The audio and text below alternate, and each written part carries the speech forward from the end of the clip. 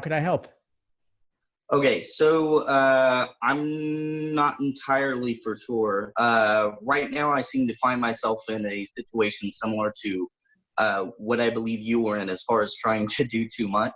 The issue is more of a matter of consistency and also identifying a proper time frame for which I need to apply myself. Currently, I am on the 6-month study plan, and because of the schoolwork that I'm currently doing, I'm this close to finishing my bachelor's. I find it difficult to maintain that plan. So the time frame that I would like to apply for law schools is not able to be met under the 6-month study plan. So the first question I guess that I would have is, do I need to modify the plan for a reduced time frame, or do I need to wait till next year? There are two approaches you could take. If you want to stick with your previous target test date, you could simply do fewer questions of a given type, or you could skip certain portions of the schedule, or I could send you a new schedule that better suits your test date. So occasionally someone will say, I was planning for August, can't do that, now need to go for September, or vice versa. I'll just swap the schedule and give them the appropriate one. So that's an approach you could take. I wouldn't totally suggest choosing a test date a few months later just because you fell behind schedule, unless you feel that's what you need to do in order to reach your fullest potential. Right, and I understand that. In reflecting about why I chose the 6-month study plan, I believe that the reason why I chose the 6-month study plan is because I assumed that a longer study plan would be more beneficial because it could cover more topics, especially since I want to get the between 170 and 180 score. However, in reviewing the LSAT diaries, which I'm not sure if you still go by that or if that was from your old website, because I've been following you for quite some time. A lot of the stories that I see, they go with a 3-month study plan and they're fine. So there is some doubt on my part about whether or not my methodology, so to speak, in selecting the 6-month study plan was even necessary in the first place, or if I would just be fine with, say, a 3-month study plan. So I'm not entirely for sure if I chose correctly in the first place.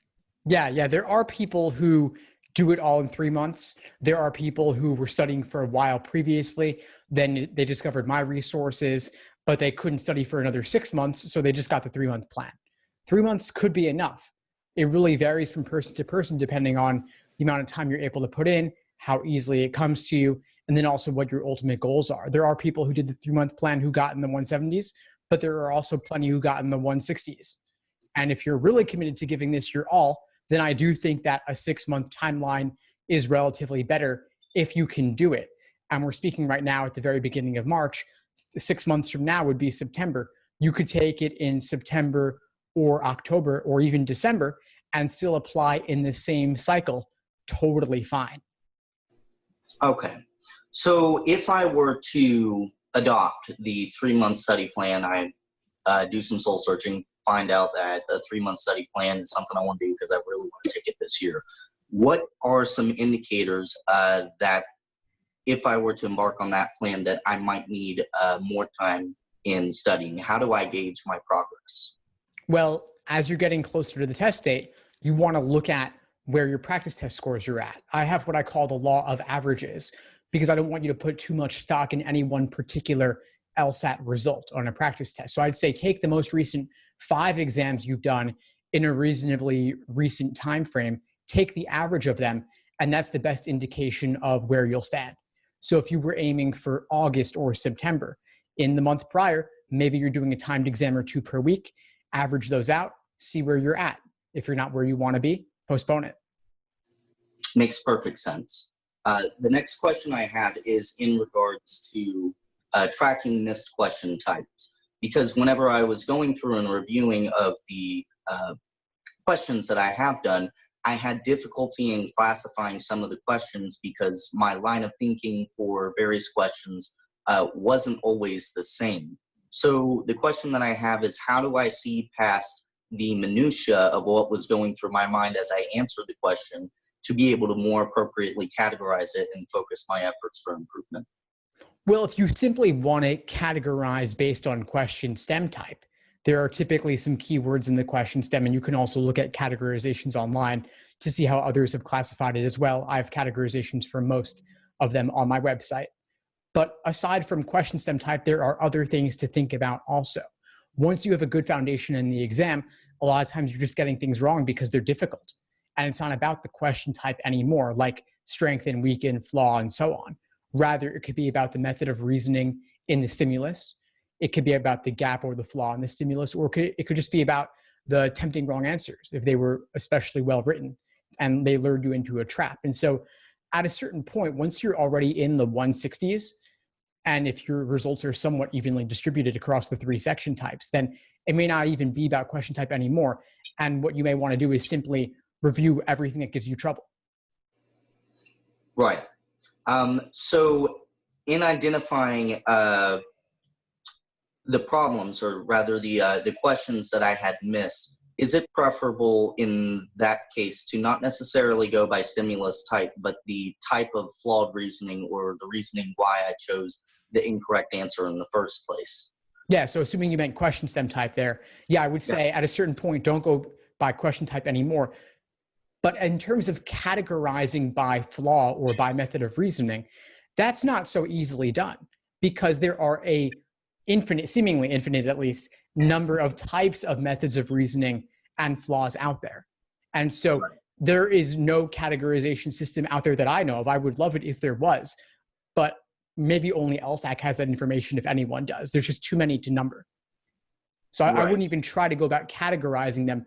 But if you notice, of course, correlation causation methods of reasoning give you trouble, or questions involving survey issues or sampling errors, I would certainly pay attention to those.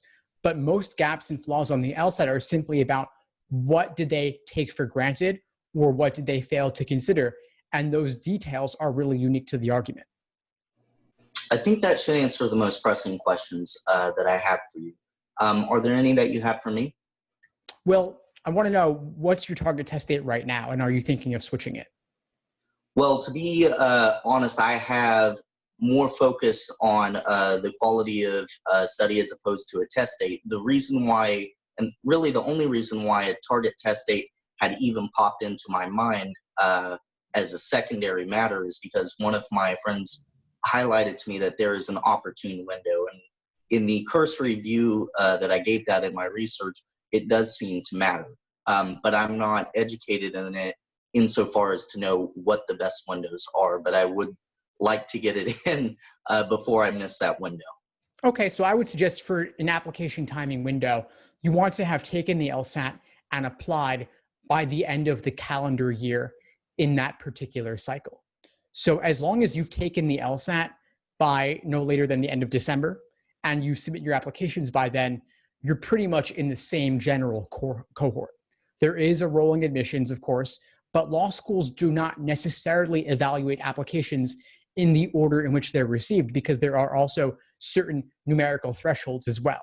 So they're not going to look at someone with an LSAT score and GPA way below their median unless they really have to, based on who else is coming along in that cycle. And so, again, we're speaking beginning of March. You could take it in September, October, November, December, and still apply the cycle and be totally fine. January is the absolute latest I would recommend, and there may be a slight disadvantage there. Then anything after that, like February or March, I would really say you're best off waiting until the following year. But you've got up to 9+ months to prepare for the LSAT and still take it for this cycle if you want to. Excellent. And that actually is really good news for me to hear. The friend, well-meaning as I'm sure they were, advised me for, I believe the date was September as the no later than date, or October, something akin to that. And if indeed it is that I can wait without incurring any sort of disadvantage until until December, then that would be a load off my mind, and I can completely focus on studying for the LSAT, because currently I will achieve the necessary requisites for my bachelor's degree in April. And if I can achieve it in April, I can complete the plan by October and be perfectly fine. So thank you for highlighting that. That wasn't something that was clear to me. Yeah, of course. So there's a lot of confusion around this, and also things have changed in recent years. Applying early matters much less than it used to. And of course, having a 175 and applying in September is a little bit better than having that 175 in December or January. But applying, if it takes you a few more months to get even a couple more points, it's well worth waiting. Excellent. I will take that advice then, and I will, for now, focus exclusively on my college studies. And once I wrap that up at the end of April, then I will go ahead and give my all to the plan. And I will be sure to send you any questions about it, because there was one, in the plan, you referenced a logic game that I believe you said that you created on your web page. When I went through and was looking at my errors, I couldn't understand one. I'm like, what the heck? And I looked through the comments, and a lot of other people seem to indicate that trouble. I'm not sure if the particular one comes to mind that you that you created, or. Well, there have actually been a couple like that where people my tricks were quite deceiving. But if you continue reviewing the comments, you will see people respond and clarify the confusion around it. But yeah, there's some tough ones I wrote there. Yeah, they were, but I enjoy them. Logic games are particularly fun. Reading comprehension, I'm not so much looking forward to. Yeah. Well, take it one piece at a time, but you've got plenty of time right now as we speak. Excellent. Well, I really appreciate your help so much in this, and for somebody who's been following your resource for a number of years, back when you had the old website. I certainly appreciate it, because for me personally, as some context, I was in a position where I just simply couldn't study. I was at that time in the military, still abroad, and it was a long-term goal of mine. And reading through your materials, which I didn't know you had a YouTube channel at the time, certainly helped me prepare, not just when I was in a position to study, but also to prepare my mindset for when I do study, to be able to think about the things that I needed to do to prepare. So I definitely appreciate your help in that. My pleasure, James. Glad I was able to help. Before we sign off, what would you say is the biggest insight you got from our call today? The biggest insight that the most practical one was that the window is a lot larger than I thought for law school applications, and a little bit as well as to how they go through those applications. In terms of strategy, it gave me the best insight to be able to more focus my studies in the plan and the method of reasoning that I established for taking the plan. For example, choosing the 6-month study plan more often than not is probably the better choice if one is able to, as opposed to a 3-month study plan, and being able to gauge your progress along the way to determine if you need more time or not. That was particularly helpful in a strategic sense. Great. Well, I'm really glad I was able to help. Please keep in touch and let me know if you need anything at all as you move forward. Absolutely. Thank you so much, Steve. Thanks for tuning into the show. Please subscribe if you haven't done so already to be notified of new episodes as I release them. And feel free to reach out if you need anything at all as you move forward with your prep. I'm happy to help however I can. In the meantime, I'll wish you all the best and take care.